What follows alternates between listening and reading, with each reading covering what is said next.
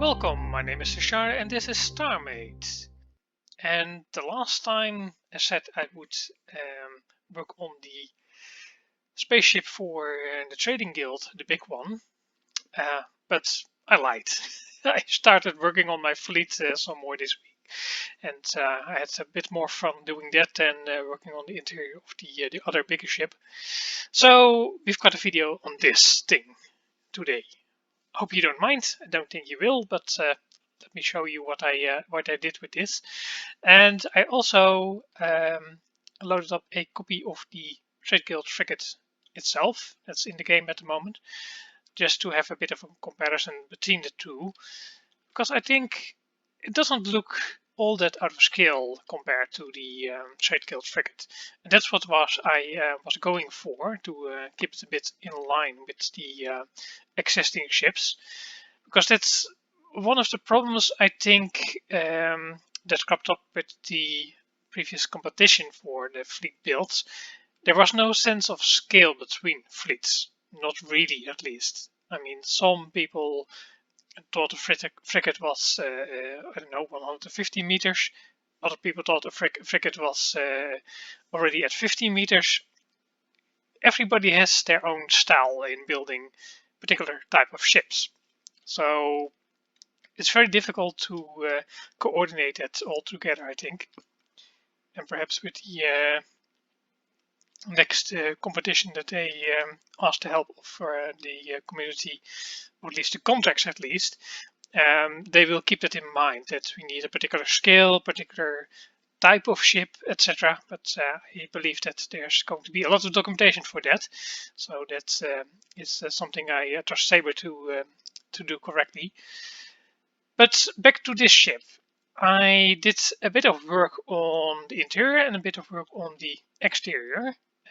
Well, not a lot on the exterior, but I did add two spots for weapon placements on the front of the ship. So I've got cannons here on the sides, and then two spots for missiles here on these doodads at the front. Not sure what type of weapons are going to be used, but I just placed standard modules over there to see where the weapons could be placed. I think it's a good spot to have them for the main weapons of the ship. Not sure what the turret is going to do, but I'll get back to that later. One other change that you might have noticed already is that I've added some rails to the docking area of this ship, because it's not a very big docking bay. We need rails if we want to let the ship in here. That's if it's 5 high, you'll need the rails. Even if it's 4 blocks high, it's probably a bit difficult to do it without. But yeah, this should allow to have a ship docked in here that is 5 blocks high. And because of that, I also increased the height of this docking bay by 1 block. So the ceiling is now 1 block higher than it was in the previous build. So if you have a ship docked in here, it's not flush against the ceiling if it is 5 blocks high. That's the main reason I did that. And like I said, I did a bit of interior work on this ship as well. To start with, I added the airlocks to the ship itself. And as you can see here, there's a blue light in the airlock now, because it's open on the inside. But if I open this door, it will automatically close the door on the other end, and then turn on the red lights to indicate that it is now connected to vacuum, so there's no air inside it. So I did it all with sensors. It's a very simple circuit. Just opening the door as an astronaut will close the other door. And this is the circuit I used. It's just a detection block that detects if a door block is open or not, and then it is connected to this activation module. And if this activation module is on or off, the opposite is true for this block over here, and that connects to the opposite door. So it's a very simple circuit that everybody can use. The only thing you do need is a clock that will check this sensor block every once in a while. The other bit of interior I worked on this ship is a bit of the hallways that connect to the main elevator, and this will also connect to the engineering bay that I've got over here in the back. So I've got 2 levels. It's quite big, I think, for a ship this size, and this is based on what I did for the Rising Tide, only on a much smaller scale, and a whole lot more control stations in here, because that's one of the remarks Saber had when he reviewed that ship, and I thought it was a good idea to see what I could do with control stations. So I've got a couple of them here in the lower deck as well. You can see the main core over here of the ship, and behind that is the main engine of the ship itself, so that's this one in the middle. So there's no power behind it, just engine blocks. At least I haven't filled it out yet, but that will happen once systems are a bit more stable. So yeah, we've got a nice engineering bay for that ship now. But for the rest of the interior, I have basically nothing except for the bridge you've already seen in the last episode. So that's all of the interior there is. Because I did a bit of work on a project for this fleet, but not on this ship. And that's why I have this Trade Guild bomber loaded up as well, because I wanted to try to build a ship around this size. I believe this one was 45 meters in length, so for my ships I'll keep a maximum length of around 50 blocks, I think, to keep them to scale. And I wanted to build a bomber for my fleet as well, and I'm thinking of using the same concept that this bomber is using, with the very slanted wings at the back of the main ship body. This is not a totally new concept to use wings like that. I mean, the LAAT from Star Wars does the same, and the fighter ships from Battlecast Star Galactica have a similar concept. So I think it will fit nicely with these smaller ships as well. So I'm thinking about of using that same concept as well in my design for the bomber. The advantage of that as well is that you immediately recognize that this is a comparable ship to the Trade Guild bomber, but it will be in the same style as my frigate over there, so with the green armor, etc. And with the different style choices I made, like for example the bridge of the frigate is all the way at the back of the main body, while in the Trade Guild frigate, for example, it's all the way at the front. Same goes for this bomber. The cockpits are all at the front of the ship. So that's also a bit of my design philosophy behind my own fleet now, because I want it to be compatible with the Trade Guild, but I also want them to be competitors. So in some areas they will cooperate with the Trade Guild, in other areas there will be fierce competition between the two, but I want to keep them as balanced as possible between the two factions. So neither one will be all that much stronger overall. So some ships might be a little bit stronger than the other ships, and vice versa. So we'll see how that turns out once the systems are updated.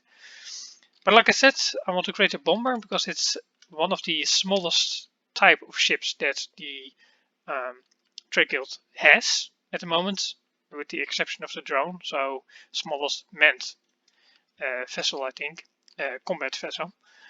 So if I build a bomber, then I've got a small ship of tier 1, and because I already have the frigate, I have a big ship of the tier 1 ships, and everything else will be in between. So that gives me a good grounding for fleshing out the entire fleet.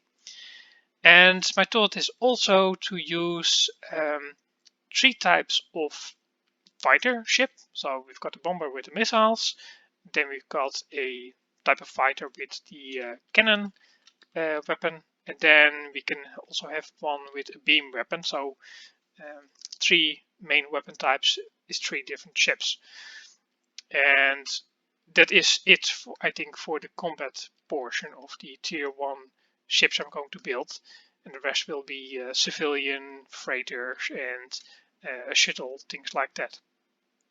So let's get started. We'll have to get a main frame going and see how we can detail it in this particular style we're going for.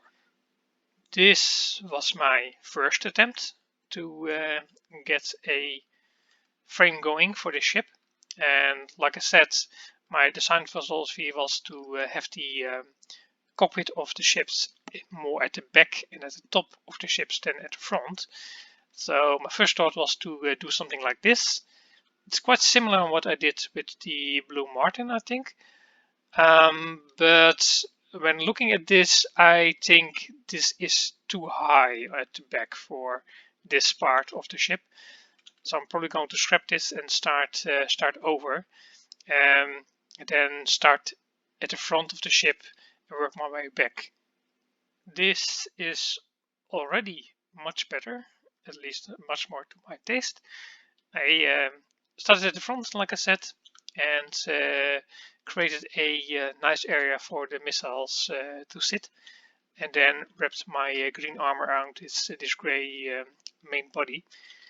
And then going back, this is about the length it's going to be, and then here in the middle we probably have space for the airlock door, so that should work out quite nicely, I think.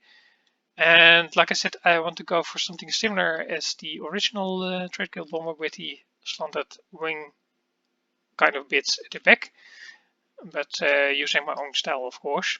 So we need to add that, and then of course still think on how we want to add this cockpit design on top of the main body. A bit more work done. I completed the back of the ship with the same type of armor paneling that I used on the frigate and on the original fleet I designed. So the main engine will be in here, it will be one engine pod, then sticking out a bit, so it will probably be a bit longer than the original ship over there, because of sticky out bits, that it makes it a bit longer than the actual internal volume will allow. Yeah, I'm not sure about this bridge design right now, because this is a very limited view we've got over here, and it's still too high. I think it needs to be lower within the complete package of the ship. This is already a lot better. It's only 3 high now, the cockpit, and then we can add the green main armor on top of it, and this will flow nicely into the wingy bit at the end.